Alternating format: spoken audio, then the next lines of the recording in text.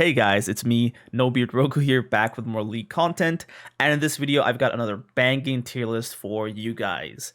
The reception to the last tier list video was absolutely amazing. Everybody loved it, tons of likes, tons of comments, and while I was reading the comments, and yes, I do read every single comment, a few people suggested that I also upgrade and update the last Darius matchups tier list video I did and basically make it so that it's updated for season 12. So here it is, the updated, the season 12 Darius matchups tier list. I don't know why I'm doing this. Anyway, so for those of you guys who don't know what these videos are about, I basically go through every single matchup in the top lane and talk about what you should do to beat them or at least survive against them as Darius. And because I'm a bit of a perfectionist, I've added structure and a bunch of new features to this tier list, so it should be a banger and it should be the perfect companion to take with you onto ranked games, because if you're in the loading screen and you're up against a matchup you're uncomfortable against, just check this video out. Just check out that one specific matchup in the video and you should be good to go to play it optimally. So yeah, before I get into the specific matchups though, I'm going to basically take a few minutes to talk about the new features, what's different about this, so that we can all be on the same page and basically use this tier list as effectively as possible. So I've added a few more areas. I've added a new tier called Farm Lane Neither Wins to basically categorize all the lanes that are just, farm lanes instead of just jumping them all, like bundling them all to skill matchups or whatever. And I've also added difficulty borders so that, like we all know that there's like a light years of difference between a good Jayce and a bad Jayce. So if we're up against a bad Jayce, he's just, an easy kill. But if he knows how to play the champion, he's unwinnable against. So I basically added the difficulty borders so that this champion takes this much skill to be at this difficulty, if you get how that works. So yeah, without further ado, let's just get right into it. First off, the unwinnable tier. Unwinnable alone means that if you don't get help in these matchups, you're basically never going to be able to stand up to these champions. They just destroy you, they hard counter you, and they have basically things in their kit to counter every single tool you have in your toolkit, right? So basically, you're screwed against these guys. First off, Cassiopeia. Cassiopeia is a menace in the top lane against Darius, but fortunately she's not that popular of a pick. Cassiopeia works wonders against Darius because, like, her Q, once she lands it on top of you, she can chunk you out for a ton of damage, and if you're fighting her melee range and she lands all of her Qs, she will straight up just beat you. Cassiopeia beats you in melee range if she can land all of her Qs, and because her W can be casted close to her, she can basically use her W to force a Q and then just destroy you off of that. So this is a champion that counters Darius very well. And the worst part about the Cassio matchup is that her Q has a low cooldown. So you can dodge every single Q, but once she lands one, she can turn that into an insanely good trade, and you basically have to be on your toes for the whole matchup to have a chance against her. So you should definitely watch out for her Qs, just try to dodge everything. Try to understand when Cassiopeia players use their ultimate, because if she lands her ultimate on you and you get stunned, then you're just dead, because she can land her W, land her Qs, and E-spam you into oblivion, basically. In terms of trading against her, it's all about whether she lands a Q or not. So if she Qs onto you and she misses it, you have an opportunity to ghost up on her and kill her, but you can't kill her without ghost. If you don't have ghost, it's practically impossible to dodge every single Q, and her W slows you too, so it's kind of difficult to wade through that without ghost. So yeah, if you have ghost up and you dodge a Q and she's in pull range and she's like far away from her turret, you can go for an all-in to try to kill her, but you have to dodge her Qs in the middle of this all-in, because if you don't, she's just gonna kill you anyway, because this champion destroys Darius in the 1v1.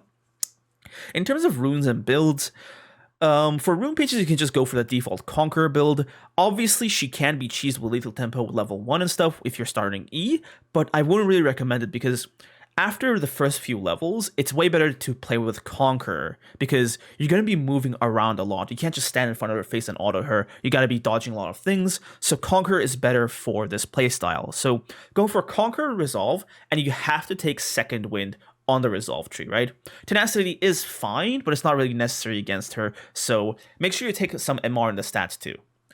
As for your build, you can go for Merc Treads, but it's actually not that good because, like I said, Tenacity isn't very useful against Cassiopeia. What's useful is Magic Resist, so if you're really struggling against her, you can rush Spectre's Cowl. It's like the item that builds into the Spirit Visage, and this item works wonders along with D-Shield and Second Wind into these kinds of matchups, so you can go for that kind of setup to really make it so that you can just go for CS, lose some HP, and bounce back instantly. So yeah, you do need move speed in this matchup though, so building boots is very, very important, at least earlier on. Up next, we got Heimerdinger. Heimerdinger is an insanely annoying matchup, and there's not that much you can actually do against him, right? Like, he just has such a big control over the lane, and if you get caught by his stun grenades, it's basically over, because he just, like, his 2 turrets are there, they shoot their special beam at you, and he does EW, and you've basically lost half your health, and that is if you're, like, under your turret. If you're in the middle of the lane, you can very easily just get killed if you're fighting him, if he does a good placement on his ultimate Q. To beat Heimerdinger, you really have to just build a ton of MR, Spectre's Cowl, Merc Treads, and just, you know, the build of Conqueror, Second Wind with D-Shield, to just have that a lot of the HP regen, kind of like the lane assist thing going. You need to have all that to survive his poke. And you gotta be able to watch out for when you can pull him, because Heimerdinger's weakness is that when he does get pulled, he just dies instantly, okay? So you have to play it carefully, wait for him to walk into your pull range, and just ghost up on him, pull him, and kill him quickly. It's very, like, easy to pull an inexperienced Heimer player on the turret and kill him, because if he takes 2-3 turret shots, you basically just one-tap him in one combo, just with one rotation of your abilities, so yeah. Also, do not underestimate his turret's damage. It is enough to kill you, so if he has his Zhonya's going, just walk away. Disengage, okay? Because there's no way you can survive against him when has his turrets surrounded around him. And I think that's pretty much it for the Heimerdinger matchup. I don't know why I said that so weirdly. Jayce. Jayce is very difficult to play, but when the Jayce does have hands, he's going to make life hell for you. He basically, if he takes Phase Rush, he can go into melee and trade with you and just knock you back. And because of his Phase Rush, he can basically just outrun you and put you in a position where you're just taking a bunch of damage and haven't gotten anything else in return. Jayce is a menace. He's range 2, so he can basically poke you from a range, and getting this guy ahead in lane can be very bad for your team. So what I suggest doing is, first off, mastering wave control. You need to have the wave outside of your turret, right? On your side of the wave, because if you're pushing it into him, then you're never going to kill him, like, at all, unless he's just stupid and he just goes into melee range with you. And the specific mechanic you need to know to beat Jayce is to basically make sure that you pull him as he knocks you back, okay?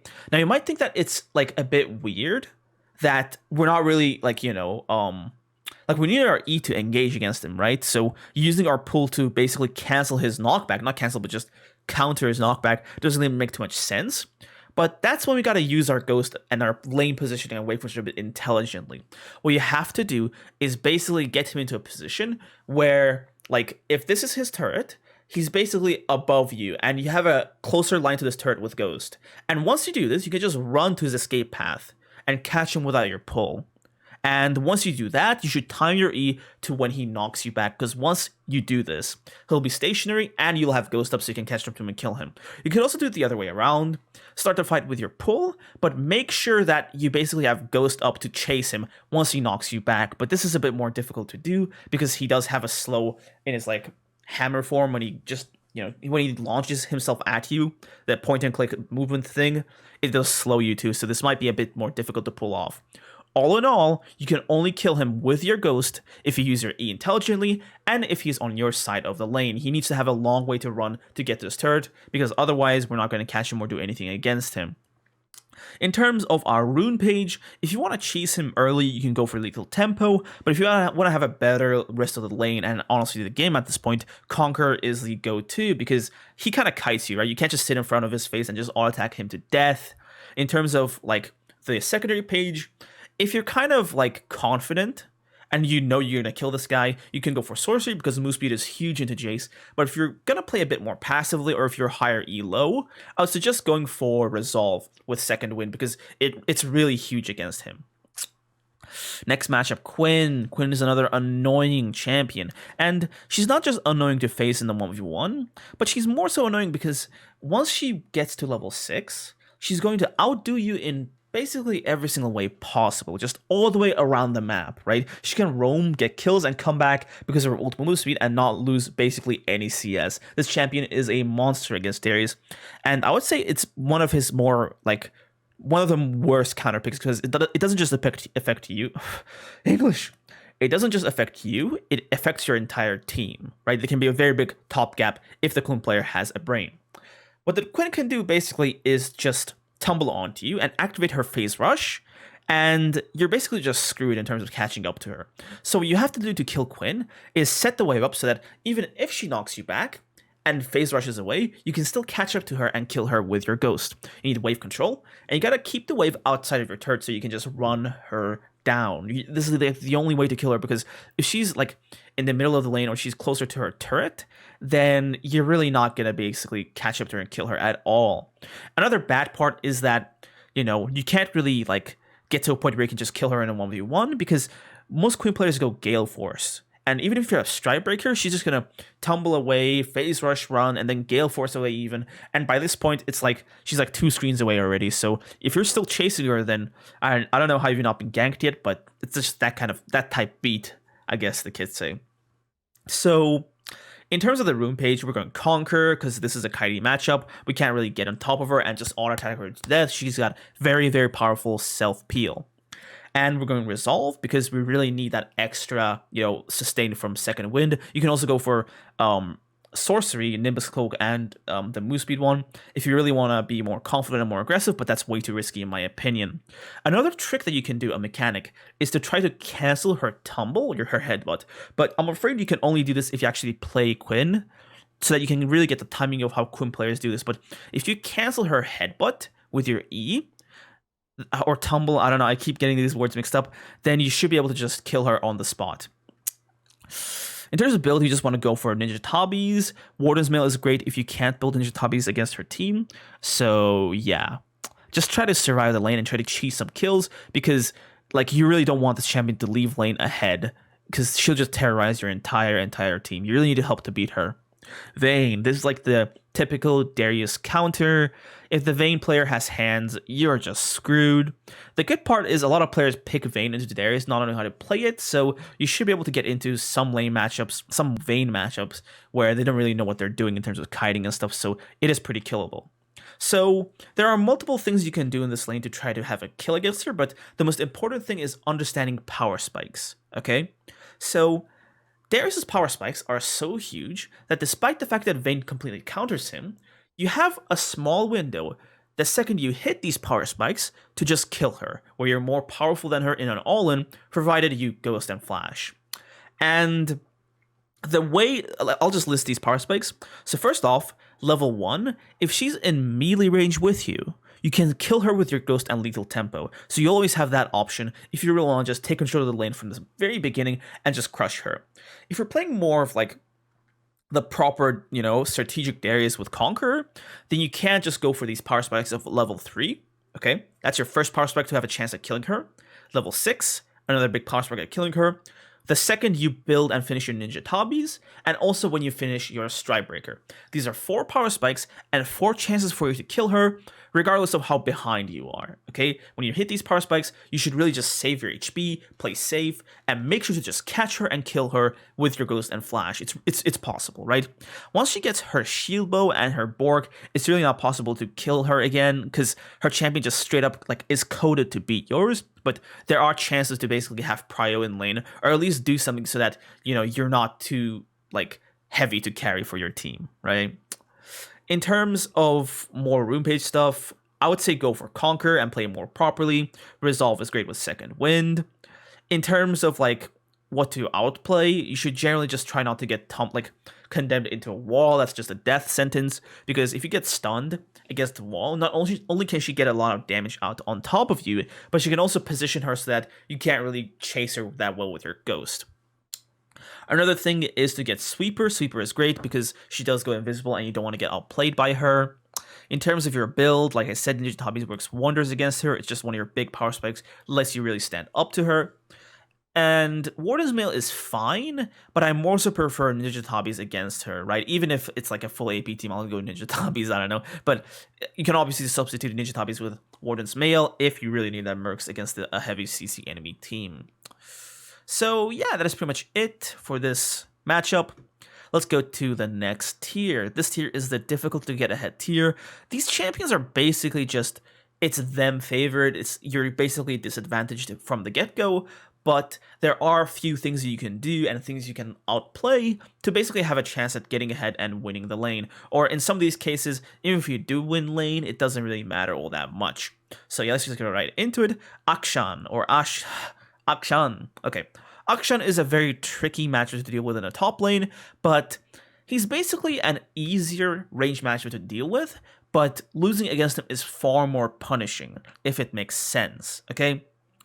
Because if Akshan gets to win lane, he will completely dominate the top side of the map, be wherever there is a fight, just invisible, be there, kill everyone, revive his whole team, and just completely dominate the map while you can't really do that much. And the worst part about Akshan is that he can do this even if he's behind, right? He just outroams you so hard that it's really difficult to keep up with him in the grander stage. So to basically beat Akshan, you really have to use your Ghost and your pull properly. His grapple hook has a weird timing, so cancel with your E is a bit of like a tricky thing to do, but basically speaking, his grapple is fast while his movement is slow, okay? It's not like Camille hookshot where we basically wait a bit after she launches it and then we press E. You press E instantly as soon as you hear that grapple, because like the grapple itself that it sticks to the wall is super fast, but he himself is kind of slow. So by the time your E animation plays out, he'll start moving because of how fast the grapple is, okay? So just the second you see him grapple, just E, okay? Don't hesitate E, all right? Because you really need to just make him so that his grapple doesn't really do his damage, because that's where most of his damage comes from anyway, right? That's most of his damage. His grapple gets a ton of press the attack stacks, ton of like his passive stacks, and it's basically really difficult to catch him and kill him once he grapples away. It's like it covers a very long distance. You obviously should have good wave control, but honestly, as long as you don't take too much poke damage, you can just ghost up to him and kill him. It's just that the difficulty in this lane comes in that if you do lose, the game is basically over because you're just going to get completely top-gapped. Oof. Our next matchup is Gangplank. Gangplank is still super annoying to deal with, and they just buffed his Q, so he basically plays like previous Grasp Gangplank, but this time they can take First Strike, and this matchup is super annoying because even if you do put down Gangplank a few times, he's got so much gold generating mechanics in his kit that he'll still be even with you on gold. He's got his parlay, if you guys don't know, it generates extra gold when you kill things with it. He's got his ultimate, which he can use to basically get free assists and just free gold in his pocket whenever he wants. He can just clear whole waves with his barrel and just get extra gold through all of them. And he also has First Strike to get a ton of like gold off of just hitting you with it. So he's a very difficult champion to take care of in the lane, and you're most likely just going to be hanging back and waiting for the moment when he screws up. So the way this matchup plays is he basically has complete prio doing the entirety of it, okay? Until you get your first kill. Now, like, it's a very snowbally matchup in that, like, if you kill him, you snowball super hard against him, but if he manages to get a kill on you, you're not really going to be able to do too much against him because he's just going to get his items, his Sheen and stuff, and just destroy you. Because once Gangplank gets his crit items, he just destroys you in like 2 barrels, and it's basically hilarious to watch him pop you like a balloon, okay? What you should do is give up prior early lane, just hit back, just stand back, don't do too much, don't take too much damage, and look for a pull, okay? Once you get a pull on Gangplank, he's very easy to kill. Okay, so just get a pull, and in addition to the pull, try to use your auto attacks to kill the barrels, okay? Use your auto W to kill a barrel, use your W to kill it, use your auto to kill it, or if you want, just walk into it to fake it and walk out so that he kind of destroys it like prematurely. Just don't get hit by his barrels because it just gives him a lot of move speed to kite you with. It gives him his flame auto attacks, which makes it a bit easier for him to kill you because it's a lot of damage. It's just a bunch of true damage, and God forbid he takes ignite because he's gonna do like a 30 of HP in true damage at that point. And yeah, you really don't want to get hit by the barrel because it's also a ton of damage too. Ignores your armor. There isn't really much you can build into Gangplank aside from just straight like health. You should really be building towards your Stridebreaker. If you want to be super aggressive, Lethal Tempo is actually amazing into Gangplank because like with Stridebreaker and Lethal Tempo, he legit just cannot beat you in a 1v1. You just straight up just Shrek him. Like, it's just hilarious. So, yeah, I wouldn't really recommend Conquer into this matchup, but if you're kind of used to it, you can also go for it and play more safe. But Lethal Tempo does give you the power you need to just destroy this guy every time you get your hands on him. It's just unfair how quickly you kill him once you get him in your melee range with Lethal Tempo. Up next, we got Gragas. This champion is super, super annoying because, like, once the person playing Gragas understands how to trade with him and how Darius' abilities work, you really cannot win any trade against him, okay? His barrels are just, like, super long range compared to you, and, like, it's kind of like one of the easier skill shots in the game to land in lane. It's like, you know, you kind of have to be blind to miss that or just completely whiff it. So it's really not a nice skill shot to avoid, and he's just going to be poking you the whole time. And even if you do catch him for a trade, he just belly slams into you and phase rush runs away. So like it's just not fun at all. He also has his passive to heal him every time he does an ability, so he has sustain too. It's just a very, very like sickening champion to play against because his trading is insanely well and he has sustain. The only guaranteed way you have of killing him is either dodging or canceling his belly slam, okay? And by canceling, I mean, like, just using E in the middle of it to make sure that he's right next to you, even though he has phase rush, because this way, you can kind of catch up to him with Ghost and kill him. One thing to watch out for is his ultimate barrel. It can kind of set up jungle ganks very, very well. And also don't underestimate just how annoying this guy can be. Like, don't tilt, okay? Because if you tilt, he's just going to destroy you even more. You should try to stay calm, try to keep your health. Obviously, he doesn't do that much damage earlier on, so you can go for more CS than you should, but it really helps to have second wind going so that you can actually kind of tank some of his damage and really just, like, you know, like he doesn't do that much damage earlier on, so it's okay to sacrifice some HP for some minions, but don't do it too often because he will get to a point where he can just set up the perfect dive for his jungler. And yeah, honestly, if you just keep the wave control solid and keep it on your side of the wave, you can basically kill him with your Ghost upon a single mess up from him. Lethal Tempo is fine, but Conquer is a great choice as well because, like, he's not going to just stand in front of your face and let you all-attack him, but if he does mess up to the point where you can just Ghost ahead, just Ghost in front of him and just mess him up with your autos, Lethal Tempo lets you get a ton of kills off on him and destroy him. Up next, we've got Jax. Jax is an absolute menace for Darius to deal with because he basically just counters you, and if he takes Ignite, you're not going to have a very good time playing against him. So the basic idea with a Jax matchup is understanding how he can counter every single one of your like abilities and playing against that. So the thing with Jax is that you never want to open with your Q because he's just going to jump on top of you, okay? And you also want to make sure to never like auto W his counter strike. If you land your W and he blocks it with his counter strike, then you are screwed because W is like one of the more important things like for Darius when it comes to dealing with Jax. You really need that kite going really well. As for his counter strike, when he does jump onto you, you really want to E and walk away, okay? So when Jax does counter strike and he jumps onto you or he's right next to you and is about to activate it, you press E and you walk out of it, okay? ASAP. Thankfully, the E also slows the Jax, so you can basically just walk out a bit more peacefully. You can also do an EQ combo into him. This is very important because Jax does have his Q. So if it's vital that you land your Q to get that heal and win the fight, EQ is a very, very vital, important combo.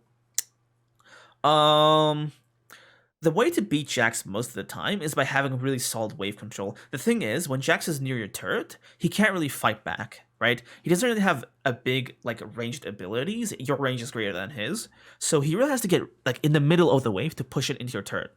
This is your time to shine. Because at this point, if you Q him and he jumps on top of you, he's screwed. Because you can just walk to your turret and pull him under your turret. And he has no Q to get out with. So he's taking 2-3 turret shots, you have Ghost, and you just mess him up, right? So make sure you're able to freeze the lane outside of your turret, okay? Because that's where you get your best trades into Jax, and that's the things you turn into kills, okay? Level 1, you can kind of poke him with your Q, But you really shouldn't focus on hitting him. You should focus on hitting the minions, because losing prio into Jax is insanely bad, okay? Because if he has level 2 before you, then he's going to Q onto you, EU, destroy you, and basically kill you, because the new lethal tempo makes him very, very lethal, okay? Every single thing that you could mess up against Jax in the previous patches is even worse to mess up now because of how powerful lethal tempo is. So you really want to just play around that carefully. In terms of your rune page, I would say that I don't really like lethal tempo into Jax. I've tried both, and I think Conqueror works better against him, because you're not supposed to sit in front of his face and just mash him to death. You're supposed to kite him, okay? Hit him and run, hit him and run. Use your ghost to your advantage, because, like, in terms of just sitting in front of his face and just damaging him, Jax is the king of that. He is the king of sitting in front of his face and just bashing his keyboard against you and just killing you with his autos. So you don't want to, like, fight him where he wants to fight you, which is right next to him, okay? You want to keep him at distance and just kite him, and Conqueror works best for this. Use your E very carefully, use your Q, make sure you land it, make sure you don't free Q when he has his jump up so that you can actually land it. So yeah, the more kitey playstyle is way better for dealing with Jax. In terms of builds, Tabi is great, and I would just go for the normal build of just Strikebreaker or something, because just your mythic, because you really need to just, like, outplay him to kill him. You can't just, you know, build something that makes the lane easier. So that's just how Jax works, I'd say. In terms of the specific item, I wouldn't go Triforce into Jax. I'd go either Strikebreaker or Gore Drinker. Both are great into him. Okay, we got Lucian. Lucian top is another, like, disgusting range top laner for us to deal with. But unlike other range top laners, he can't really, like, aside from dashing away, he can't really protect himself too much. The danger with Lucian comes in the fact that he has a ton of damage, and you can basically just chunk out most of your HP by the time you reach to him. So you really have to be careful with how you pull and how you use your ghost. The great part about this matchup is that once you do land your pull on top of him, he's dead, right? If you have ghosts, you can just stick to him, land your Qs, and just, like, ruin his life. The bad thing is just if he gets ahead, he's just a monster, and he's just going to do a ton of damage and be a solid champion for his team. So yeah, in terms of rune pages, I would say lethal works fine. If you're confident you can land your pulls, if you want to cheese him and just get really big in the lane, lethal is amazing. But Conqueror also works if you want to play it a bit more safe and a bit more for the later portions of the game. Both work and both are fine. Next matchup is Tahm Kench. I hate this matchup. It's really annoying, but, like, the basic idea is that you have to be aggressive earlier on. His level 1 is kind of weak, and you can actually beat him, like, at level 3 if you play around his Tongue Lash properly. That's his big, like, source of damage. You have to kite around your minions so he can't land that on top of you and just kill him like that. You actually beat him level 1 with just W, so you can't abuse him because of that, but you really just have to make sure his Tongue Lash does not hit you, because if it does, he wins the trade, and you're also super, super slow, so you can just kite you or even swallow you to get more autos off and just ult you, so that's not really that good. The bad thing about the Tahm matchup is that if he does get it ahead, you're just doomed, and he's going to be unkillable for your team. I actually have an explanation for how to beat him that's more in detail. If you actually look up my Darius' worst matchups video, I do have a specific dedicated section to beating this champion, so if you need more tips, you can go check that video out. I'll probably leave a card somewhere. Let me just make a note. Tahm card. Okay, I'll leave the card on the top. It's here, yeah, top right of the video, so you can just click on that and get the Tahm Kench matchup, the Vladimir matchup, the Yorick matchup, and the Wukong matchup. Anyway, so let's just continue. By the way, in terms of runes, lethal tempo is fine, but I don't think Conqueror is that good into him, because, like, you really have to just be super, super aggressive and just tough early on to really take care of this guy. So lethal tempo is where it's at against Tahm. Unless you're playing it a bit more, like, you know, farmy, then you can go for Conqueror. Okay, our next matchup is Teemo. You have to play it like any other range matchup, just hang back. He's actually the perfect example of a range matchup, because, like, if you play it stupidly, he is going to kill you. If you risk your HP for CS, he's going to kill you, because he does have a lot of great poke. But if you use your health sparingly and then run up to him with Ghost and pull him, he can't really match up to you too much in all-ins. Just make sure to not put your W onto his blind. You just set up your settings so that it shows on top of you whether you're blinded or not, like in a bar. It's very, very helpful so that you can actually save your W for after the effect's over. And yeah, make sure to get Sweeper because Sweeper is very, very important against him. Conquer works better against him than Lethal Tempo, in my honest opinion. It's just way better, to be honest, because Teemo's not going to be that tanky, right? So you don't really need to bash him with autos and get a ton of crazy damage out with lethal to really kill him. You just have to play it carefully and right, and Conquer does the job. Okay. In terms of builds, you can also go for Spectre's Cowl and Merc Treads, but you really don't need to. Just build a bit of MR and play it properly. Volibear. Volibear is actually a difficult champion to beat in lane because he kind of has a perfect combo into Darius that just can't be played against too much. The basic idea is if he lands both his Q and his E, he kills you, okay? And his E is the lightning thing and his Q is like the one he goes on all four and just runs at you, okay? If he hits both, he kills you. And most of Volibear's combo Q into E so that they E where you are and they Q you so that they stun you in the E. Now, the key thing to understand about this matchup is Volibear beats Darius, but Ghost beats Volibear. If you get what I mean, Ghost's move speed lets you kite him so badly that he can't get E or Q on you, okay? So if you're in the middle of the lane, right, and you're both level 3, it's a hypothetical scenario, and he goes on all fours and just runs at you, and his E is down, just insta-ghost, and run out of it, okay? Just kite him, and then once he's out of his Q, you just go back in there and destroy him. Without his Q and E, he is the freest kill in the universe, okay? So make sure to only fight him in all-ins when your Ghost is up. Without your Ghost, you can't match up to him. But with your Ghost, it's a different story. Just make sure you use your Ghost in time before you can get his stuff out on you. You can also use your E to peel him, but the thing with Volibear's Q is that even if you stun him while he's in Q, the duration kind of resets. So it's better to just use your Ghost than to, like, gamble it away using your E. Up next, we got Yorick. And also, by the way, for the Volibear matchup, I do have that Darius' worst matchups video that I'll link here as well. It has Volibear, Tahm Kench, Yorick, and Wukong. So, yeah. Up next, we got Yorick.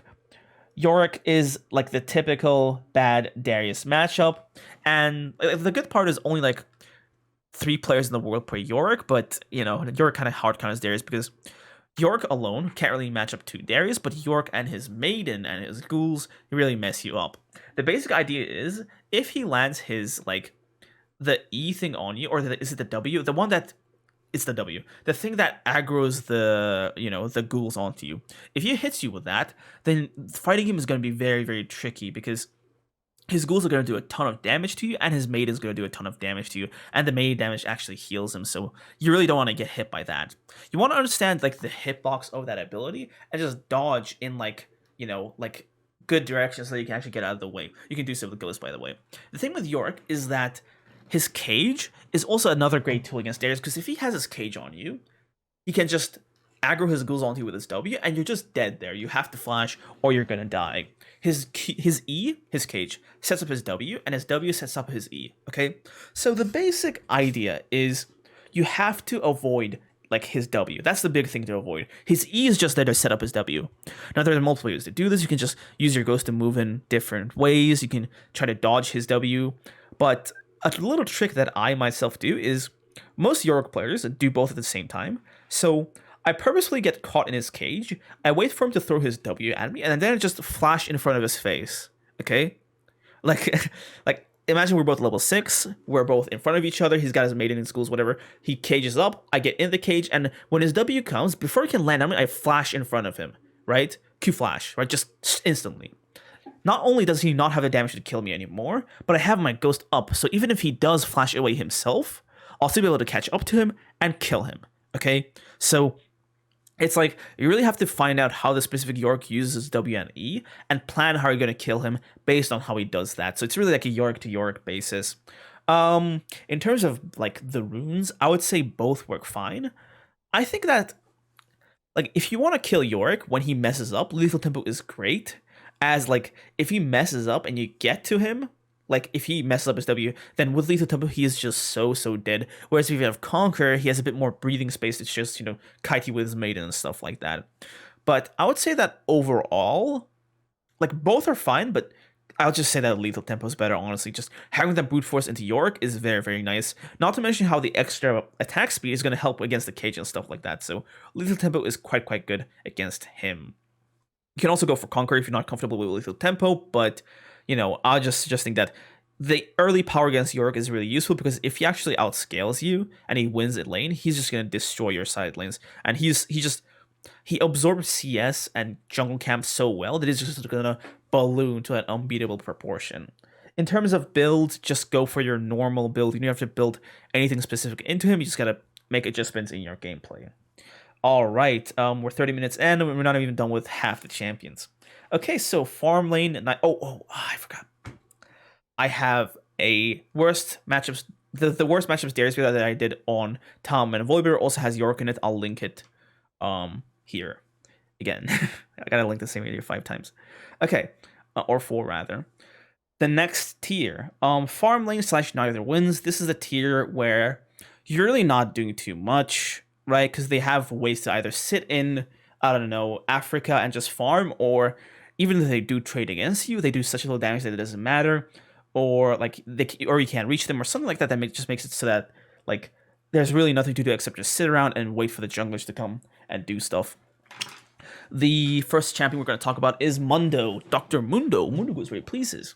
So the thing with the Mundo matchup is that like he is difficult to like play against if you eat hatchets, but if he steps into the melee range of the minions, you can just Q him and trade against him and kill him. So these are the two things.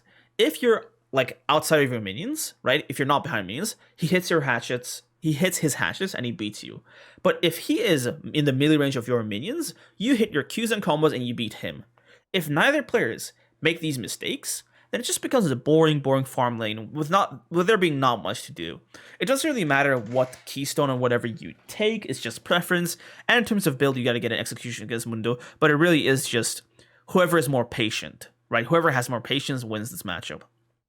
Gnar is super annoying to deal with, but he's not that threatening to the point where like he just destroys you, right?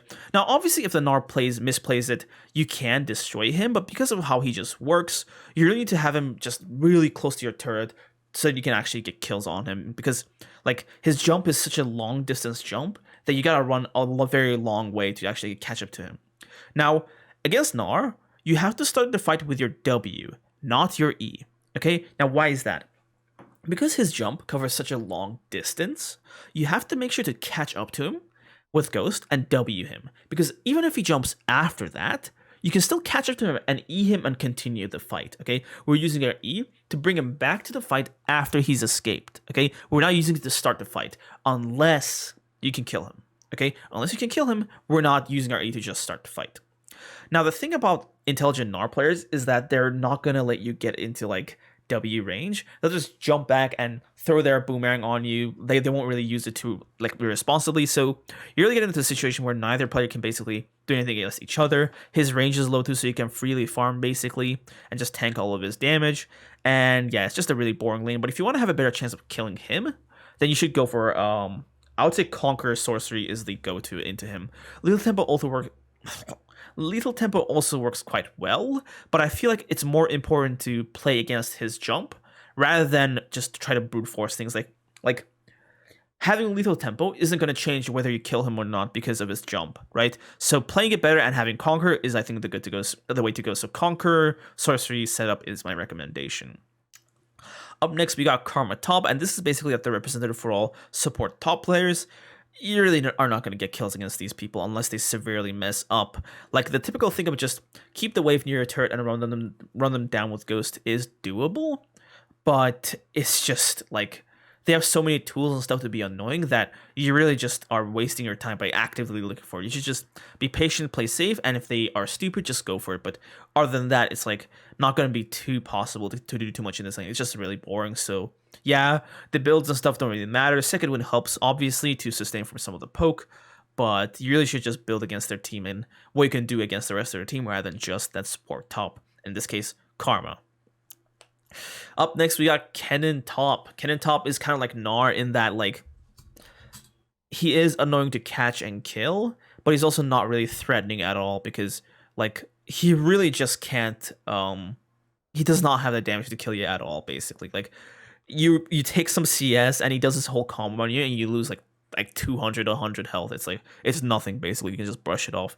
And the thing about this matchup is that if he has phase rush or something, you can't kill him ever. If he doesn't have phase rush, and you use your E's and W's properly, though, it's a different story, okay? You basically want to make sure that he either has a W or an E on him when he's doing his lightning rush, okay? That's where you want your slows and your pulls on him, because when he's in that, right, and you get your CC on him, even if he stuns you, you can still walk up to him with a ghost and kill him, okay? He's a very killable champion in lane.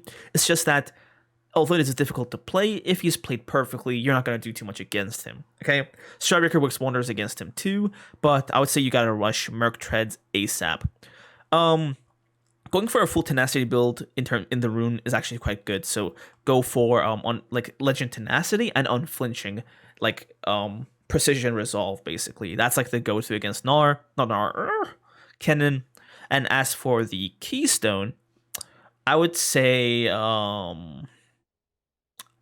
Conquer is a bit better than Lethal Tempo, to be honest, because like it's like a Gnar thing in that it's better for you to play properly against the stun and his lightning rush than to like force fights and just cheese things through just getting him into scenarios where he doesn't have either way to peel himself and you just basically bash his brains to death with your autos. Up next, we got Ornn, the mascot of the new season. Ornn is like a very annoying champion to fight because his trading is unparalleled. He's just insanely good at out trading you. He's got enough CC to the point where you can just flame breath, clap you, and just dash away. Like, it's just not that easy to kill this guy. So what you're looking for is, first off, sustain. So resolve is good. Double tenacity, legend tenacity, unflinching is good. And both lethal tempo and conquer are good. I'd personally go for conquer and then some meat on me so that I can kill him, like Conquer, Divine Sunder. I don't know about Gorga Drinker with Conquer, but you really need some kind of meat to kill him, unless you've already killed him in lane before you got your mythic, and you just go whatever you want. The thing is, you have to kind of understand what his trading pattern is. First off, his Q, the rock that he just, like the skill shot rock that he does, you really have to understand the range of that and try to avoid it. You don't want to take that damage. And it also slows you, so it sets up the rest of his combo. That's one thing. 2, do not use your E when he Ws. He's immune to CC when he uses a W. Another thing you can do is, if you're in melee range with Ornn, and I'll play a lot of Ornn players like this, activate Ghost and run through him, okay?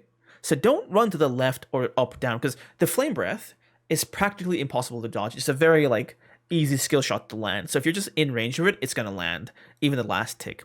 But if you're really, really in front of his face, right?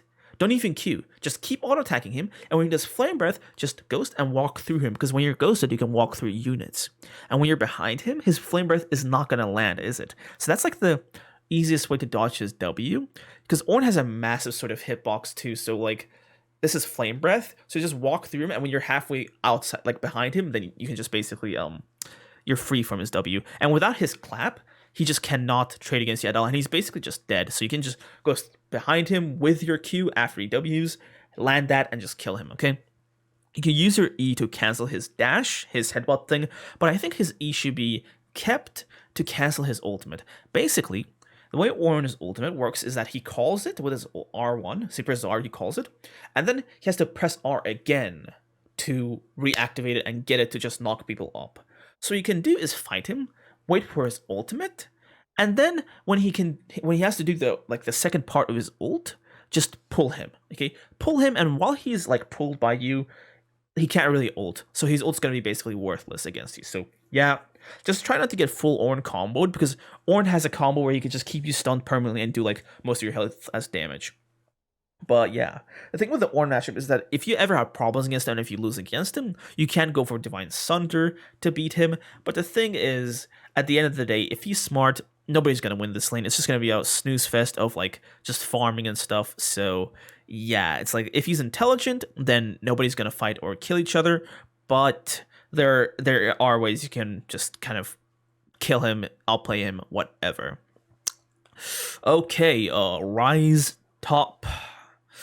Ryze top is difficult to fight because he just has phase rush. He can stay out of range very easily, but it's if he plays it properly, you're never going to catch him, and he's not really going to do too much to you either. Just stay away from your minions so he can't EQ and just get the damage off on you. The thing to understand about him is his W. Okay, that's the big thing, because his W range is the exact same as your E range.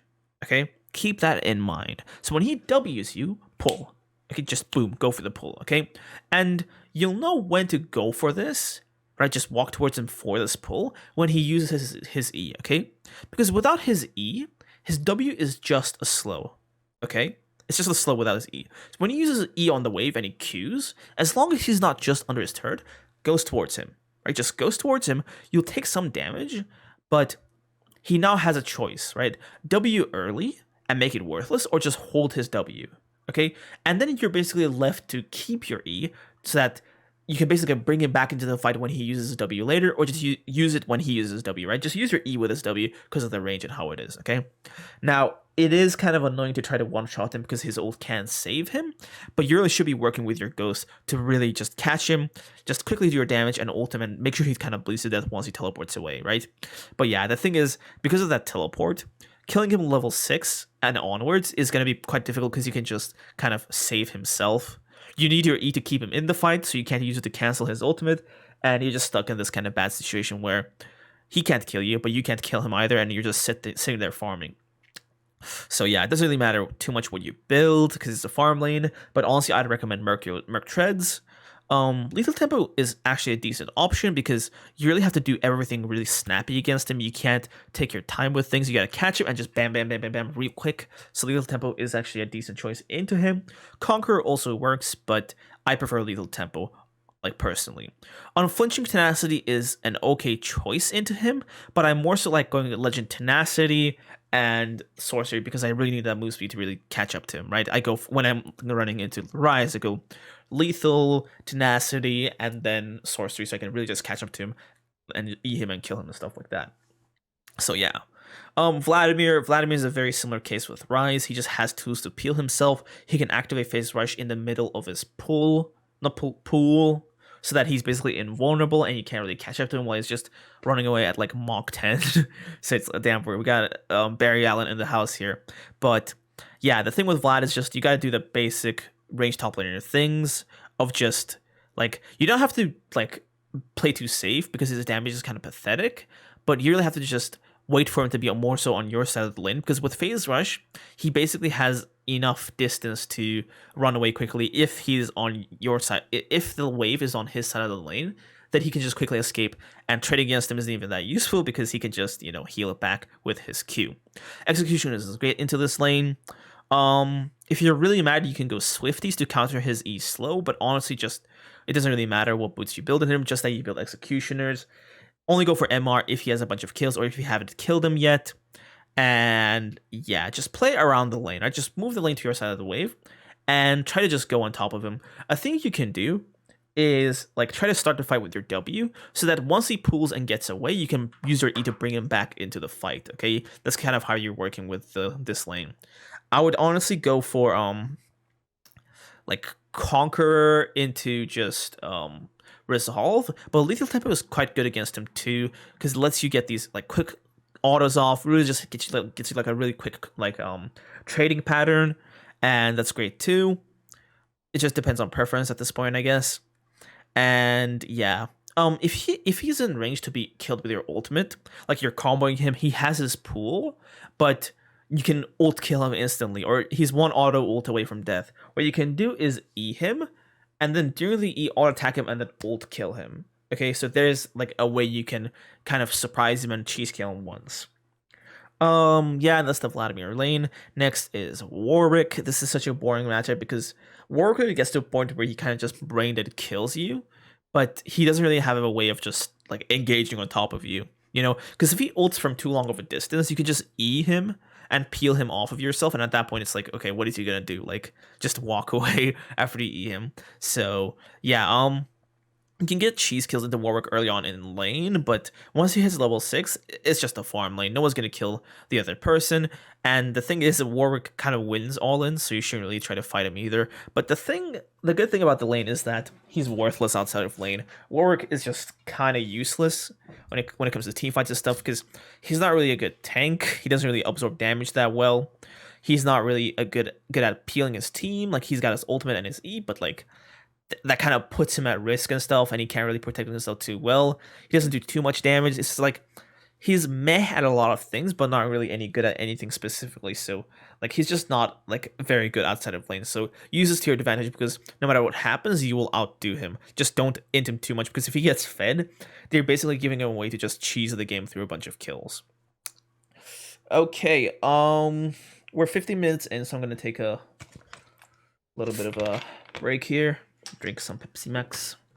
How about this? If you've watched the video this far, type in the comment section, what's your favorite item in the game? Like just your personal favorite item in the game. Just write that in the comment section. My personal favorite is Sterak's Gage because of how cool the icon is. It's also red, which is my favorite color. But yeah, just tell me what your favorite item in the whole game in the comment section below if you've watched it this far. Alright, let's just continue. We're into the scale matchup territory. These matchups are just whoever plays better. I'll try to give you all the information that you need, but even if you know what they do, if the player is better than you, they'll still beat you. So just try to play as good as possible in these matchups. So first off, we got Aatrox. The thing with Aatrox is that if he can keep you at bay with his Qs and stuff, he does actually beat you in lane. And in high elo, Aatrox is favored to win the matchup, and more often than not, if the Aatrox player is like really cracked, like a Niall or something. But against most normal Aatrox players, you can't just force all-ins and kill them. Lethal Tempo works great into him because like Aatrox doesn't really have a counter for Lethal Tempo, so if you just get that and just stick to him and just bash his brains in, you can very easily kill him. Conqueror is great too, but the slower playstyle is more so in Aatrox's favor. You really don't want to give this guy any room to breathe. You want to just pull him, get your damage done, and be super, super, super aggressive with your ghost and stuff. So yeah, Lethal Tempo is great into him. You can go for Sorcery if you want to dodge his stuff, but I would say Resolve is a bit more safer because bit more safe because he really does have a bit of poke with his Q because he does outrange your entire kit. Use your ghost intelligently, don't eat his Qs. If you eat his Qs, he will just straight kill you. Get anti-heal. Bramble's not that good because he can just choose to not auto-attack you, whereas Executes is a bit better in my opinion. Though if you are behind, you can just go Bramble, it's whatever, but still I think I like Executes better because it's more aggressive, you know? You're not waiting for him to get the Omni anti-heal, you're giving him the anti-heal. And yeah, in terms of builds, it really doesn't matter. You just gotta play it well instead of like just go with some specific super secret thing and just, you know, oh wow, I built Bramble Vest and now Aatrox is gone forever. Speaking of Bramble Vest, Fiora. Fiora is not that countered by Bramble Vest anymore, I've noticed, right? It's still a powerful purchase into her, but it's just not that important. What's more important is just playing the lane out properly.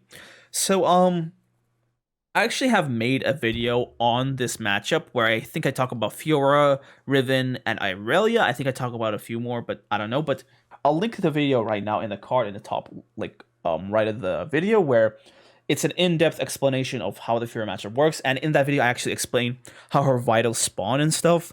It's really difficult to explain without in-game footage, so you should really just go to that video if you want a really detailed breakdown of the Fiora matchup. But generally speaking, you want to make sure she doesn't get all of her vitals, because if she does, she will just, like, ruin your life, I guess. You know, she's just really good at destroying you if she gets her good vitals, and she just constantly just, you know, jumps between them and just destroys you. She heals a lot, too. She has move speed, so you can't really, like, kite her properly. She can just keep up to you and destroy you. So just play around her vitals and don't give them to her.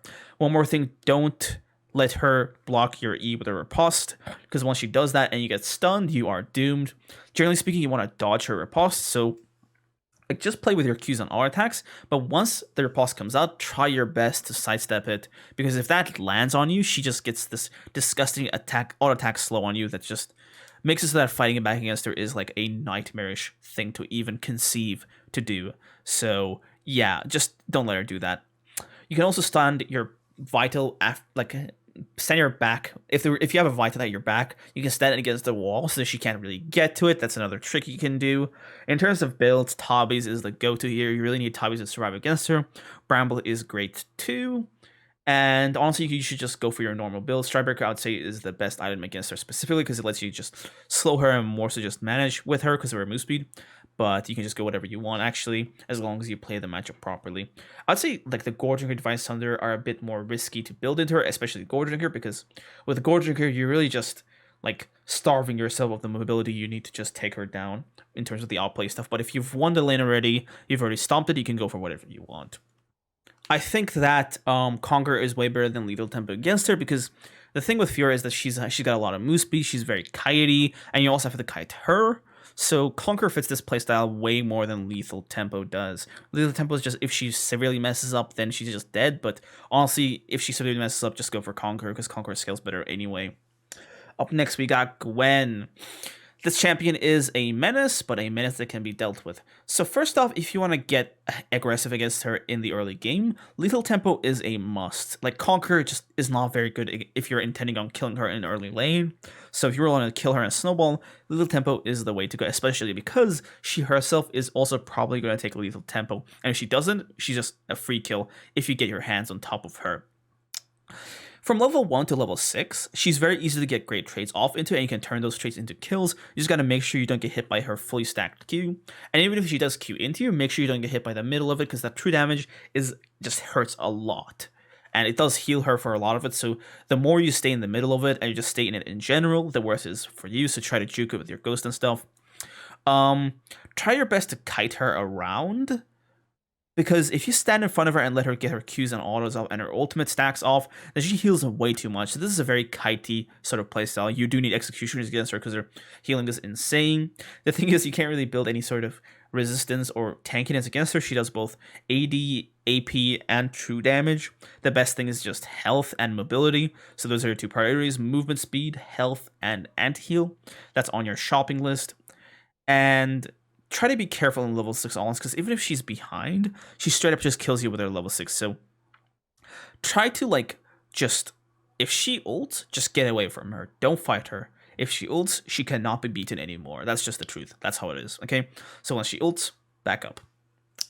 And I would say that's enough explanation. As long as you don't, like, grief it too much, she should be, like, manageable. Just don't, like, eat her Q, don't eat her W, don't eat her Q, don't eat her ultimate, and, like, just don't underestimate her, because the mistake a lot of Darius is making against Gwen, and I personally make it sometimes against Gwen, is underestimating her, because, like, her damage kind of just sneaks up on you, you know? It's like, oh, how did she just kill me right there? It's like, it's just like, it's very, like, you know, like, it's not like an instant chunk, it's more of like an overtime thing, where she just kind of melts you out of nowhere.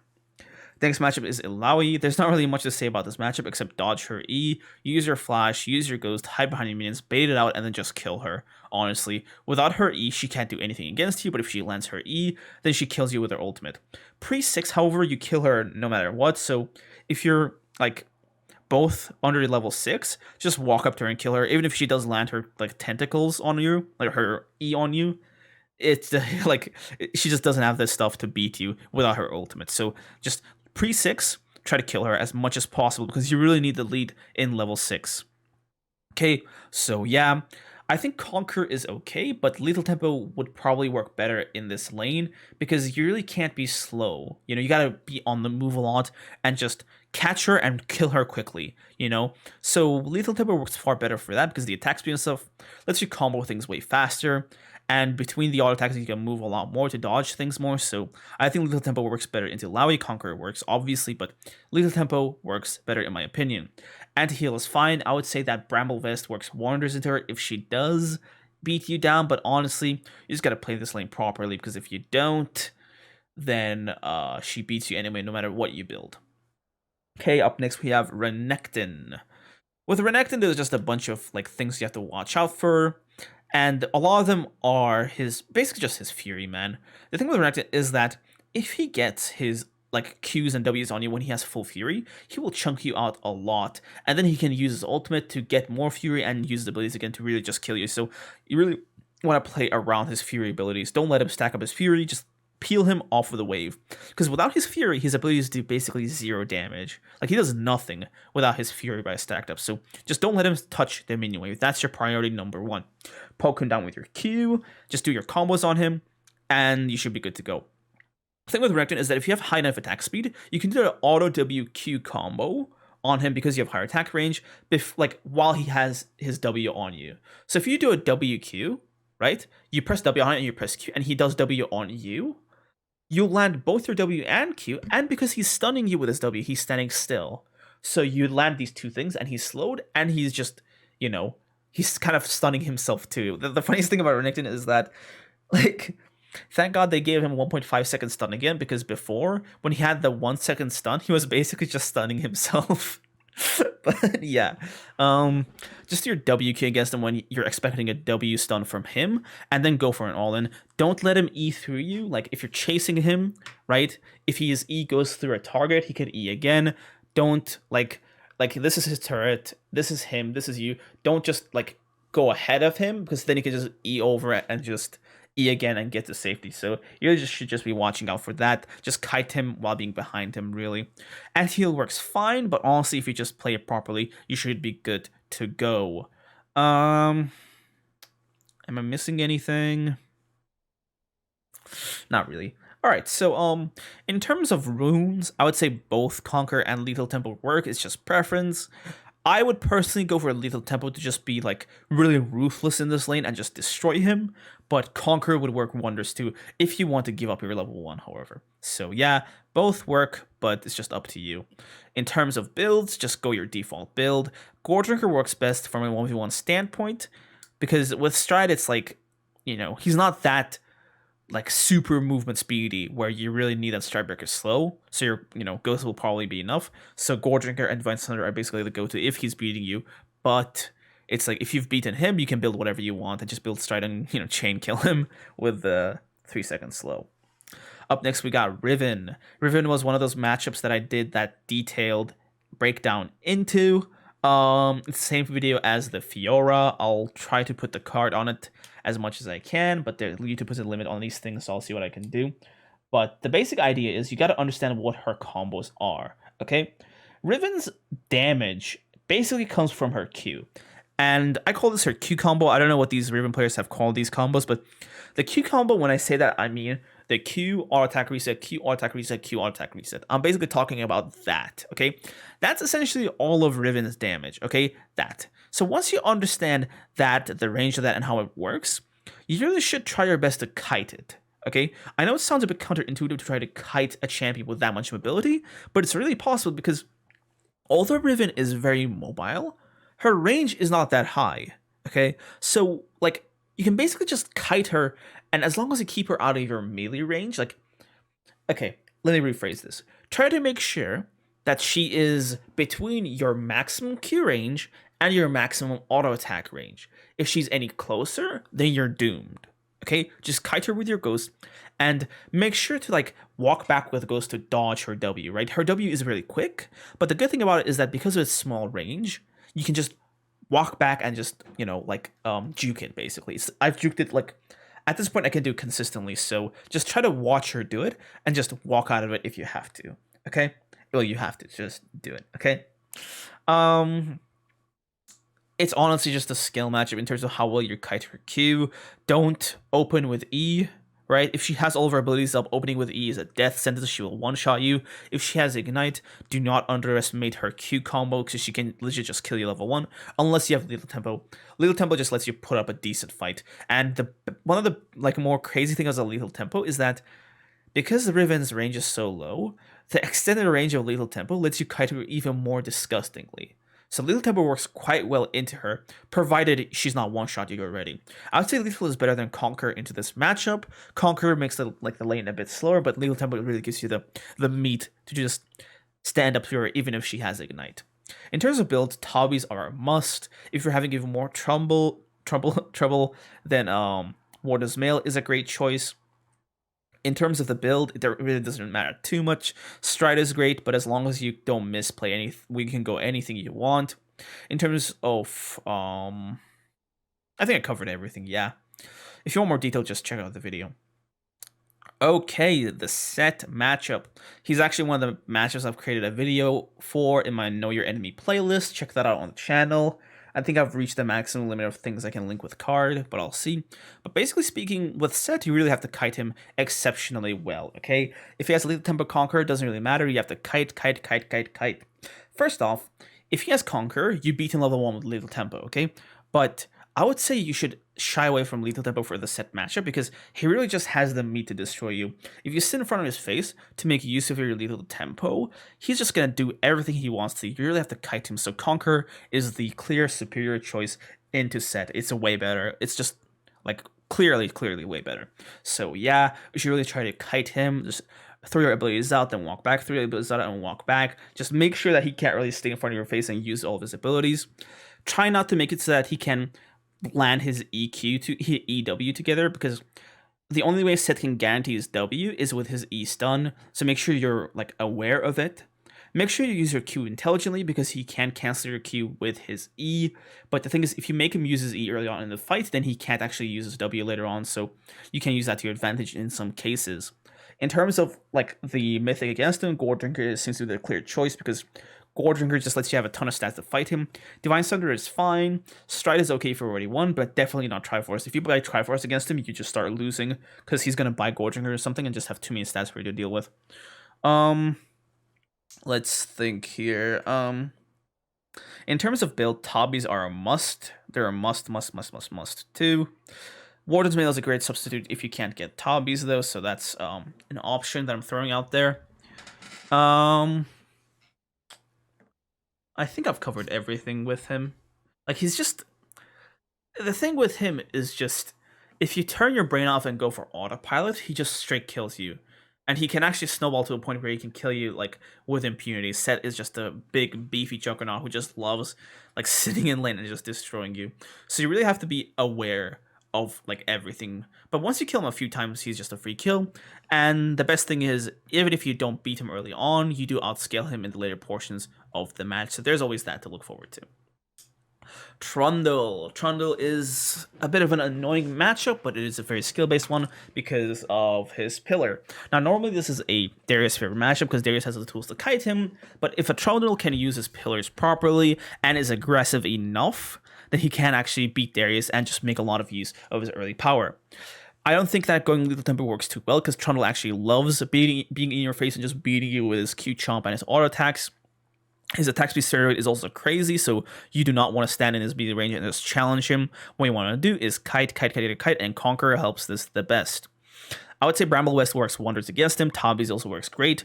Just make sure he doesn't, like with the Riven matchup, make sure he stays at max your Q range and like just between your max Q range and max auto attack range. Just don't let him get too close to you, because if he does, then you are doomed. Try to make sure to walk out of his pillars because they slow, and those slows just let him position so well for a lot of damage. So there's that to watch out for, I suppose. In terms of builds, I would say that Stridebreaker works great if you're even with him, and if you really want to just keep destroying him and kiting him properly. Divine Sunder also works great, so there's that. And yeah. Up next is the Wukong matchup. I've made a matchup video on him along with Tahm, Volley, Yorick, and yeah, so just look up that video if you want a detailed breakdown of this matchup. But basically speaking, you want to kill him before level 6, okay? Lethal Tempo actually just crushes Wukong in lane. So with Lethal, you can absolutely just turn him into, I don't know, a gourmet monkey brain dish or something like that, whatever crazy rich people eat. But yeah, just level 1, just get lethal tempo and go to town on him. Just make sure to not take too much minion damage, because then you can get destroyed. Once you get level 2 and level 3, you can absolutely smash him. Just don't open with your Q, because once you do, he can dash in on you and just start killing you. Make sure to not waste too many things on his clone. Sweeper is very, very important in this lane. Stridebreaker works wonders, because if you slow him down, even if he clone dashes away, he's still just slowed. Do not challenge him level 6 if he has level 6 and Ignite, unless you have a few kills on him, because he will just straight full health you. Ninja Tabi Rush works great. And yeah, honestly, just... we used to all hate playing against Wukong, and me too, but ever since my friend told me to just, hey, maybe it's just a mental thing, you should try to, look at the matchup a bit more objectively and try to be a bit more aggressive, I realized that a matchup is way more playable. And yeah, honestly, I have zero problems against the Wukong matchups of nowadays. I just stomp them all. So yeah, just play properly. And if you have more questions or need to know a bit more of an in-depth breakdown of this matchup, just check out my video I made on him. I'll leave a link to it in the description. All right, now we're at the Darius favored matchups. These are the matchups that you're generally supposed to win, but there are some things that they can do to just ruin your day, basically, or just make it a bit more annoying to beat them. Or maybe you just beat them, but they outscale you really hard, so it's just those matchups. First off, Akali. The Akali matchup is quite simple. You beat her until level 6. She's quite easy to kill. With lethal tempo, she is such a free kill. It's insane. You can just E her and kill her because a lot of Akalis go Ignite TP. So just start E, and the second she tries to auto the minion, just pull her and kill her with lethal tempo. It's like the freest kill ever. But like the thing is that once the Akali gets her level 6, the lethal tempo is no longer quite useful because she's not going to be standing like still to let you auto her to death. She's going to be moving all over like the screen. So Conquer just works better if you don't trust in your ability to get a kill in the early game and want to basically be more secure later on. The thing with Akali is that if you don't kill her until she hits level 6, you're not going to have a very good time because she's just not that killable anymore because of that mobility, and worse yet, if you mess up, because of her damage. Okay, but generally speaking, this just goes from like a easy matchup to just a farm lane once she gets her ultimate. So yeah, just try to kill her before then. There's not really anything specific you gotta build. Just MR is good, I guess, if you kind of can't kill her. And Stridebreaker is pretty good to her, to be honest, to just slow her down so you can kind of land your Qs and stuff. So yeah. Camille, I've made a video on Camille in the Know Your Enemy playlist. I'll link it somewhere. I'll basically do it while I edit the video. But yeah, basic idea is you don't want to let her touch her wave, because once she Qs the wave, she gets the movement speed to land her W, and that's where her strong laning comes from. Because once she has her W like slow on you, she can just get a bit more damage off on you and use her movement speed to just make it so that you can't really fight back too well. The thing about Camille is that you have to start the fight in melee range using your W and stuff. You can go for Qs on her, but an auto W is the key to starting the fight against her. And you basically just want to kite her Q too, okay? Once she like charges up her true damage Q, you want to make sure to use your Ghost to have it so that she can't land you with land it on top of you, because if you kind of kite that out, her damage is just basically gone. You also have to use your E to cancel her hook shot, and I basically do a better example of how to do this in the video, so go check that out if you're struggling as Camille. But basic idea is you have to make sure to pull her, like make sure your pull hits her when she's moving and not when the hook is moving, okay? Because if you pull her while she's like the hook is still not attached to the wall, her hook shot will override your pull, okay? So just make sure you hook a bit later. It just depends on how far she's from the wall she wants the hook shot off of. So yeah, the thing is, in an all-in, you don't want to Q the Camille while she has hookshot up, because what's gonna happen is that while she just like, she's gonna wait until you Q, and when you Q, she's just gonna hookshot out, and you can't pull during your Q, so you just get later and escape. What you want to do is EQ, okay? While pulling her out of her hookshot, you want to just Q her in an EQ combo, because Camille also has her point and click ultimate to avoid your Q when she wants to. So there's that to deal with as well. The EQ combo is invaluable in this matchup. You really have to play it a bit more carefully when she gets her Divine Sunder. Like, she's just a champion where you can basically never stop outplaying her. You have to just keep playing properly against her. She's not like, you beat her, you can just stop caring about all this outplay stuff and just brute force her down. You really shouldn't do that, because like Divine Sunder gives her so much power that she can just sneak a kill on you and just turn the whole lane around once she completes it. She's just really she spikes super hard with her mythic. As for the runes, it doesn't really matter. It's up to your playstyle. If you really want to just bash her brains out with your all attacks, you could go for little tempo, and I think it honestly works a bit better. But if you want to play it a bit more kitey, a bit more carefully, then Conquer is a great choice. No shame in it. Mythics wise, I think Stridebreaker does wonders against her. It's just so huge. Triforce is not that good if she builds Divine Sunder, because then she can really just pop you. Triforce makes you too squishy. Divine Sunder doesn't do too much against her. Gorgeanker makes it so that she can escape you too well. So I guess Stridebreaker is our best choice here. You also want to get Tabies against her early on. Tabies is super useful. I know she does 2 damage, but like all of her damage earlier on is just auto attacks, and her Q true damage isn't like too big of her damage earlier on, and it's honestly all you can do to tank up against her. So get the Tabies early on. Irelia, this is just a simple matchup. Dodge her E. That is it. Dodge her E. If you don't dodge her E, she will kill you, because her Q's proc lethal tempo, and with her passive proc, her lethal tempo proc, she has like 300 range auto attacks that you can't even kite out of. It's just crazy. what this champion can do with Lethal Tempo. So don't get hit by her E. But if you do dodge it with your sums, you have your 2 sums, so try to use them to flash out or whatever. But once you avoid it, she's just the freest kill ever. She really cannot stand up to you. The EQ combo is quite useful, so just use that to make sure you land your Q on her. But yeah, just dodge her like stun and you should be good to go. I would say that Talby's is good into her, but the thing is her passive does magic damage, and I don't think Talby's blocks it. Or like I don't know, I've seen a few Aurelia players say that the Talby's like don't block the magic damage over passive, so it's like maybe it's better to just go for a Warden's Mail. I feel like Warden's Mail is more huge into Illaoi or Aurelia, and I think it's better to get than Talby's in some circumstances. But yeah, I would go Boots, Warden Mail, Executioners as a buy, and this uses the anti-heal to put her down, and the Warden's Mail to just block her auto attacks. If I'm behind, then like Bramble West is also a decent option.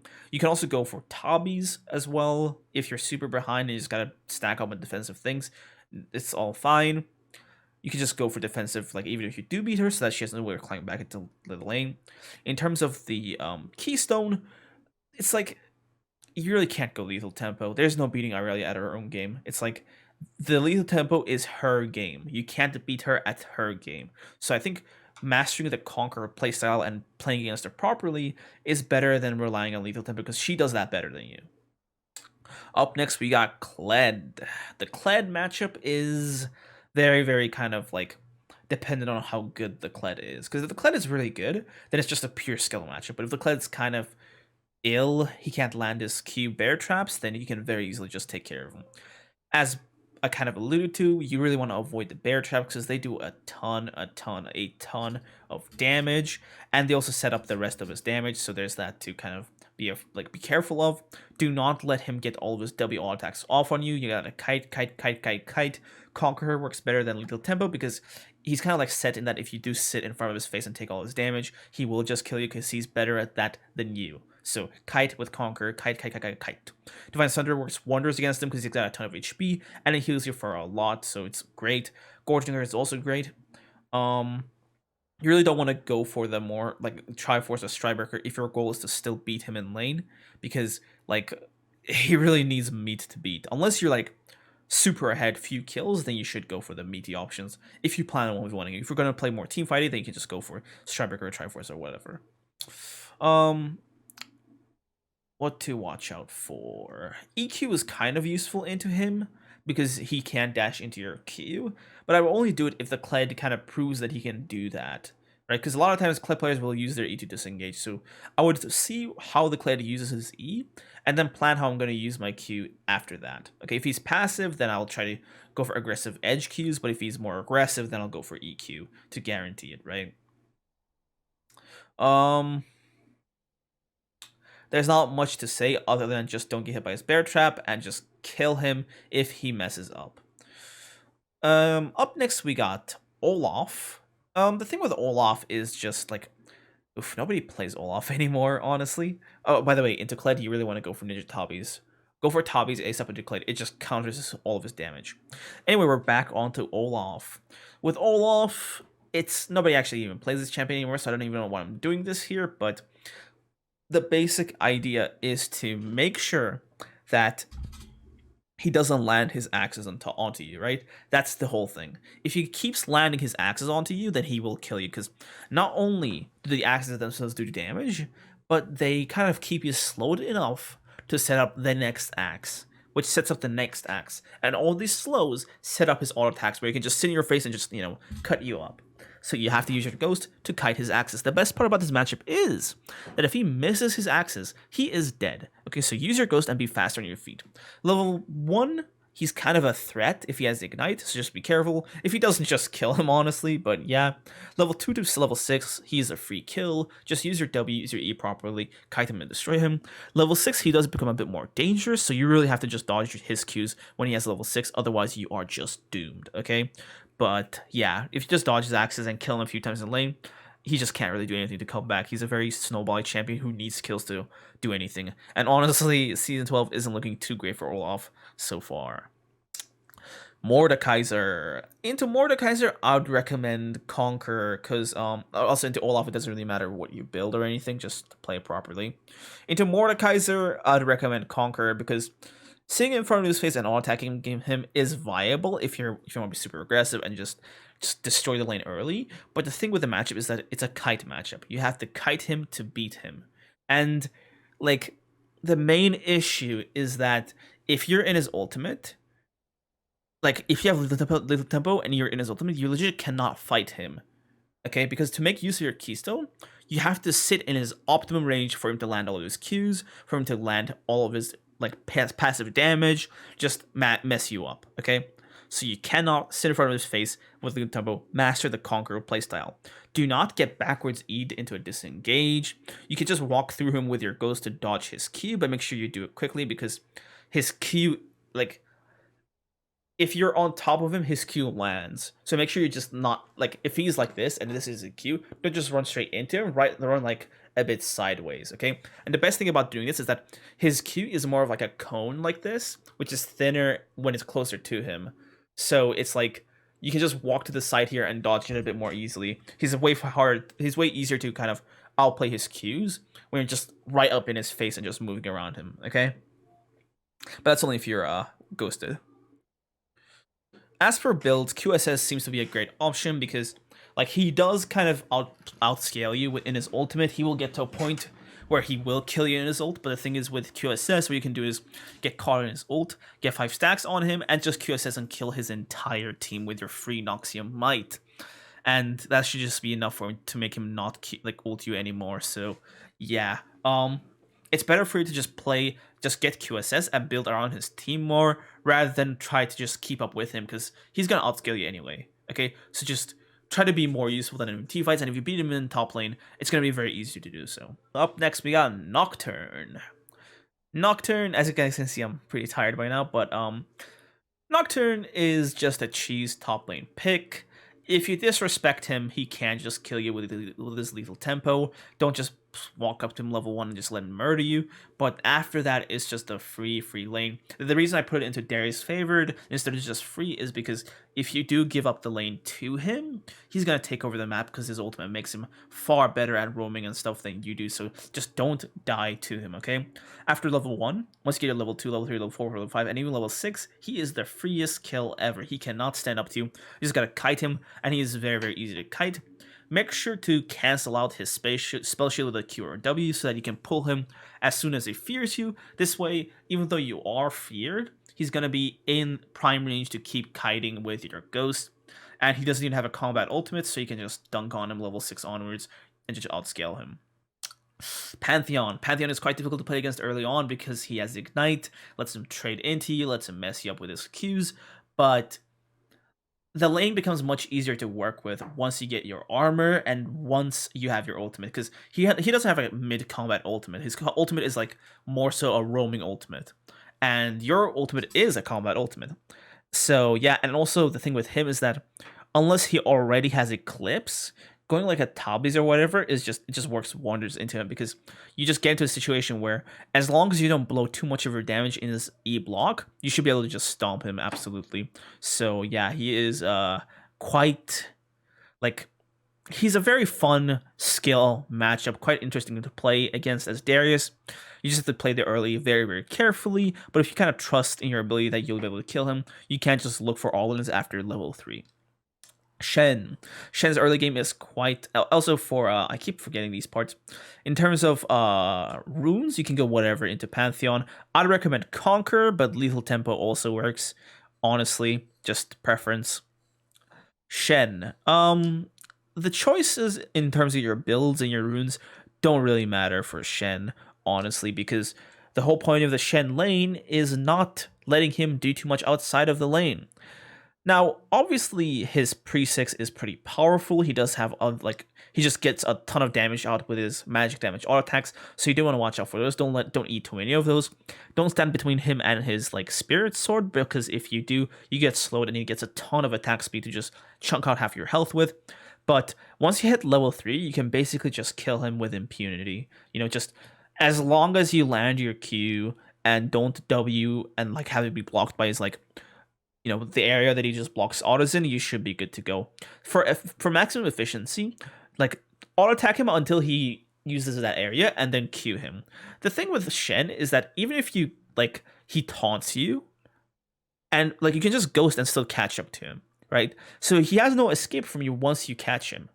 So unless he's under his turret, if he's in the middle of the lane, or better yet, he's on your side of the lane, just walk up to him. You can use your E to start the fight and just bash his brains in, okay? Because as long as you're ghosted, because remember, a taunt is just you walk towards the person that taunted you and you attack them, which is what Darius does anyway, right? So if he taunts through you to escape, you're gonna be walking towards him while ghosted, so you're not really losing any of the fight momentum there. It's not a stun, so yeah, it's very easy to kill him once you catch him, and level 6 onwards, he's just the freest kill in the universe. He cannot fight at all. Just make sure to have proper wave control so that he either loses a ton of XP and gold when he roams, just shove, get a lot of turret plating because you can't really match his roams. Make sure you ping your team when his 6 is up so that they understand and they can watch out for it. Just remind them that Shen's ultimate exists, because half the reason why it's so OP is because a lot of people play like it doesn't exist. And honestly, just if the jungler is top, then there's not much you can do in terms of pushing and applying pressure to keep him top lane. So it is like a double-edged sword in terms of hey, do I risk my life or do I just give up pressure so that he just gets a free gank on bot lane? But that's just a macro thing, a call you have to make for yourself in the middle of the game. I can't really, guess the conditions of possibly an infinite number of variables and just give you the right answer every single time. Rumble. You just have to make sure to not get chunked out too much against Rumble, because you do beat him in all-ins, but his poke is crazy. So just understand his flamethrower range and stay out of it. Don't take that flamethrower damage because it does a ton and it's just low effort poke, and you can't even hide behind minions for it. Try to keep your health up and play it a bit like a range matchup where you keep your health and then you go in on him and kill him once you're able to land the pull. And it should be quite an easy kill with Ghost, as long as he doesn't have you too low HP and as long as you land your Qs and stuff. And if you're really struggling, you can go for second wind, D-Shield, and Spectre's Cowl into him. Spectre's Cowl just straight up wins you the lane, honestly. You have a lot of tools in your toolkit to just keep him at bay and kill him. So yeah, just make sure you play your early lane properly, because that's when Rumble can control the lane. Just first few levels, if he pokes you down a lot, then you can take control of the top lane.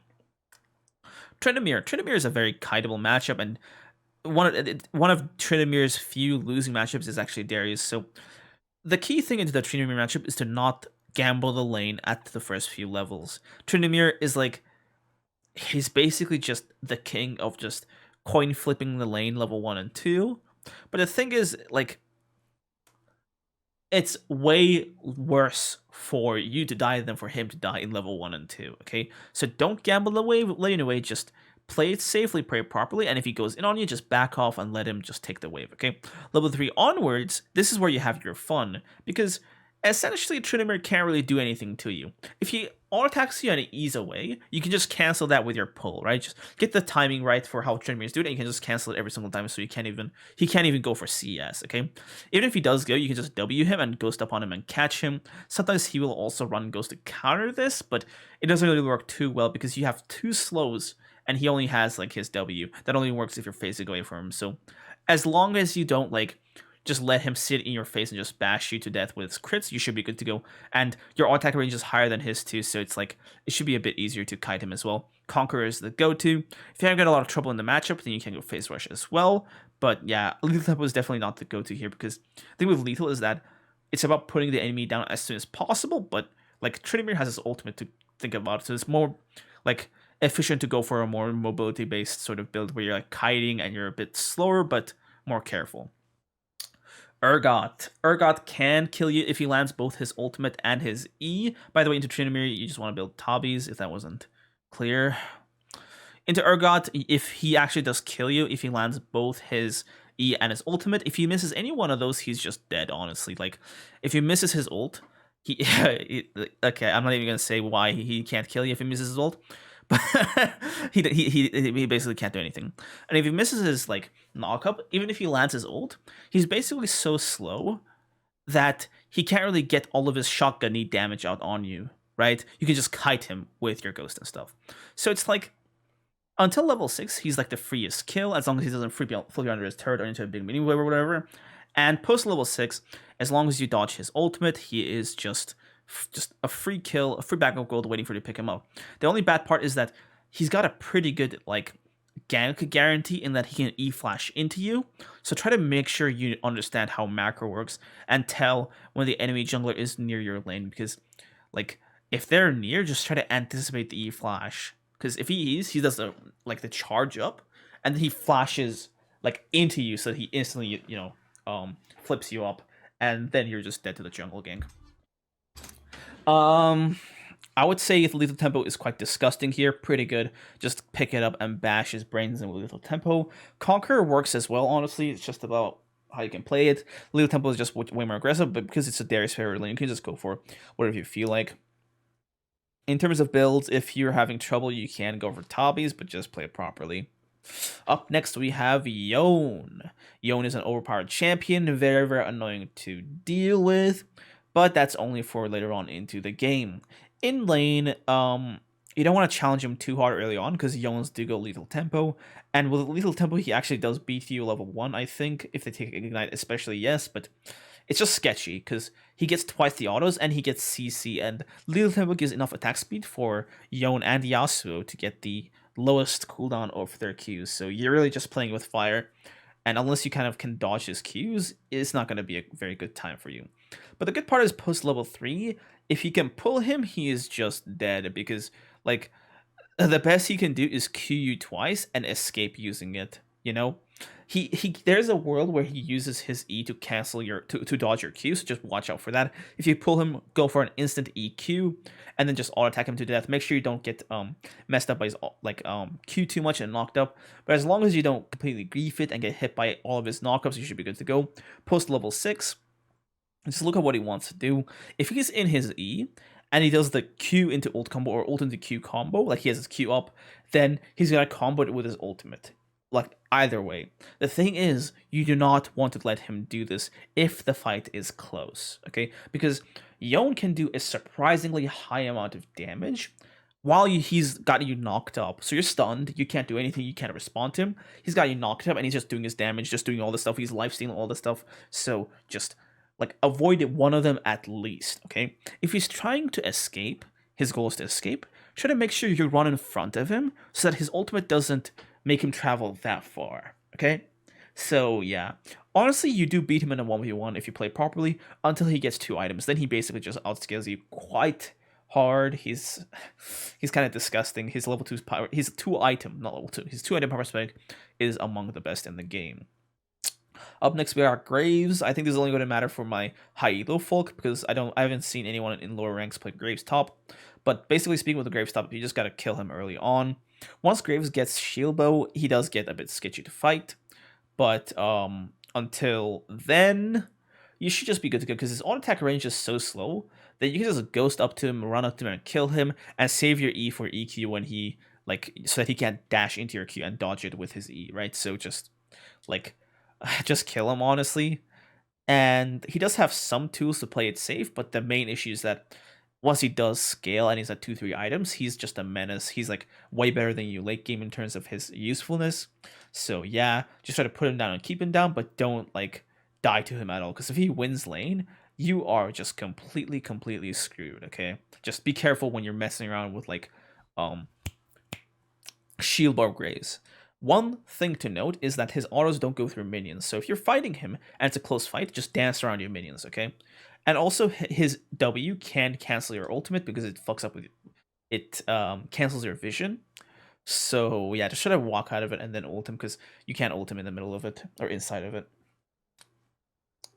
All right, so we're into the next category, which is practically free wins. It's self-explanatory. These matchups are just free wins. I won't really spend too much time talking about them, because if you can't really win these matchups, then you really have to just get back to the basics of Darius.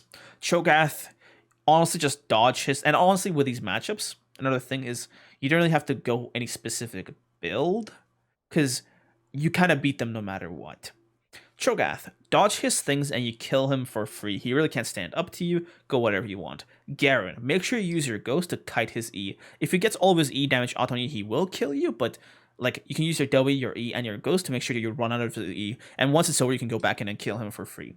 Kayle, just try to bully her and kill her and out sort of pressure her earlier on. She really can't beat you until she gets to like 2-3 items, which is like very later on into the game, and until then she is just free food. Just make sure to not get kited out too much because she can kite you quite well. Her skill shot thing kind of bursts through minions, so hiding behind your minions isn't too wise because she can just throw that out.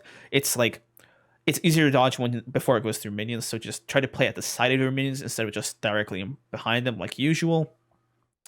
If she's in range to kill with your ultimate, but she still has her own ultimate up, you can use the classic E auto attack ultimate combo to land your 5-stack execute before she can block the damage because she'll be stunned from the E pull.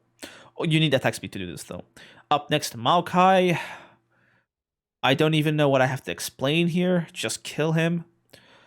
Malphite, the range at which he throws his cheese roll is like just enough for your E, but you have to be walking directly at him. So just make sure you master pulling him when he throws his Q at you. Okay, so just like that's basically the only thing you need to know. Don't walk near him, towards him. You have to walk directly at him to make sure you can pull him while he throws that, because once it lands, it's too late. You have to basically pull him while his missile is still in the middle of the air. Okay, it's way easier to do with Ghost. So yeah, Strikebreaker is better into him, but if you've lost lane, Divine Sunder is the go-to because it lets you just chop him up even if you're behind. Even if you lose to Malphite, Divine Sunder just wins you the lane. He can't beat you in fights after you get it. Nasus, honestly, just bully him, destroy him. Don't let him stack up too much. If you're struggling against him, you can use Phase Rush to just avoid his wither and just bait out his ultimate, but you don't really need to do that if you play it properly. Just understand that if you stand in front of his face while he's ulted, he will eventually kill you because his Q is better, like as just DPS when he's ulted. So just try to make sure to like not fight him too much when his ult is up. Okay, so just like fight him, poke him, whatever. And if he ults up to try to kill you, then just gauge it. If he's in range to just kill quickly with your ult, go for it. But if he's like, if he just started the fight and he just instantly use it in the start of the fight, then you should just kite it. Especially because without his ultimate, Nasus is nothing.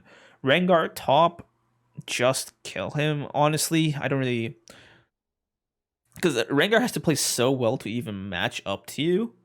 But the only thing he can do is just go into you and WW out to like out trade you. But even then, you can just pull him back, assuming you haven't used your pull already. Okay, just try to understand that he can W clone slows. So don't counter your slows to set up things too much, okay?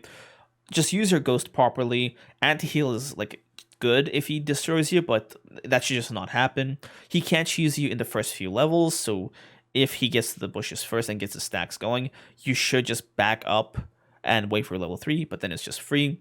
Poppy, it's just a free matchup. Just don't get pushed into a wall and you should be good to go. Singed, honestly, just kill him. There's not much he can do except flip you under his turret. Also, if you're chasing him, don't go in front of him because he can flip you into the middle of the lane and you'll no longer be in position to kill him. Sion, he XD, just kill him. Swain, another one of these range top laners. He's like a Ryze, but he can't really protect himself. His range is way lower, and his root thing is just far easier to just dodge. So just ghost up on him and murder him. Silas, stay out. Like he has that skill shot with the chains where it kind of explodes. You just want to stay out of that. They kind of changed him so that that's most of his damage. But if you just ghost out of that, he's just so easy to kill. Get executions if you need to. Viego, honestly, just kill him earlier on. He cannot stand up to you at all. Yasuo, play it safe level 1 and 2, honestly, because Yasuo can kill you with Lethal Temper and Ignite, but from level 3 on, it's just the freest lane. Just destroy him and like make him regret existing in top lane, because this champion is like a death sentence to play in top lane because of how difficult he is to play. Oh god, I've been sitting here for 2 hours recording this video, so I hope all this work was worth it. I have to also edit it, but yeah, I'll see you guys in the next video. Peace out.